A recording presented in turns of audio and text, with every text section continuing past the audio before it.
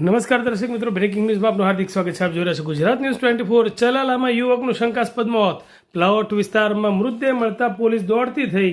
ચલાલા ખાતે એક ચોંકાવનારી ઘટના સામે આવી છે. તારીખ 11 મે 2026 ના રોજ સવારે જીતુભાઈ ગોવાભાઈ રાઠોડ નામના વ્યક્તિનો શંકાસ્પદ હાલતમાં મૃતદેહ મળતા વિસ્તારમાં ભારે ચકચાર મચી ગઈ હતી.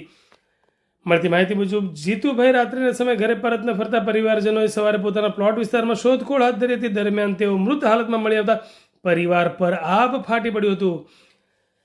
ઘટનાની જાણ થતાં સ્થાનિક લોકો મોટી સંખ્યામાં ઘટના સ્થળે એકત્ર થયા હતા. બનાવ અંગે જાણ થતાં ચલાલા પોલીસ કાફલો પણ તાત્કાલિક સ્થળ પર પહોંચી આવ્યો હતો. હાલ પોલીસ દ્વારા મૃતદેહને વધુ તપાસ અર્થે તથા પોસ્ટમોર્ટમ પ્રક્રિયા માટે ચલાલા સામૂહિક આરોગ્ય કેન્દ્ર ખાતે ખસેડવામાં આવ્યા હોવાનું જાણવા મળી રહ્યું છે.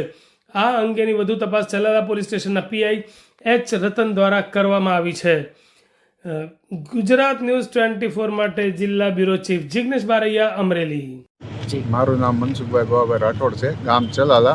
મારો નાનો ભાઈ જીતેશ સવારે વહેલો 6:30 વાગે અમારે એક લાકડાનો ઢેલો છે, એને એમ લાતી કહે છે, જૂના લાકડાનો ધંધો છે.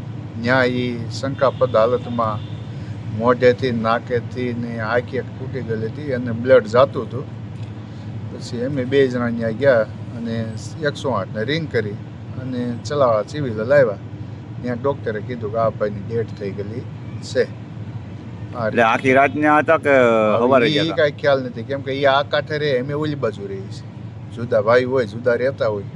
એટલે અમને તો સવારે 6:30 વાગે ખ્યાલ આવ્યો કે આવું થયું છે. તમને જાણ કોણે કરી? અમારા ભાઈની દીકરી. એટલે દીકરી ત્યાં ગઈ હતી? હા, એની દીકરી ગઈ હતી અને પપ્પાને બોલાવવા. હા, એ પછી ઘેરે આવીને એને મને ફોન કર્યો કે બાપા આવી રીતે થયું છે મારા પપ્પાને. તમે ગાય 2 જણા મારા ઘરનાનું ગાડી લઈ ગયા અને ત્યાં જોયું તો આવું થયું. અમે સીધું 108. દીકરી ગઈ એટલે એ 100% કે એ રાત્રે ઘરે તો નથી જ આવ્યા? હા પાછું ને? હા હા, એવો બન્યો હતો.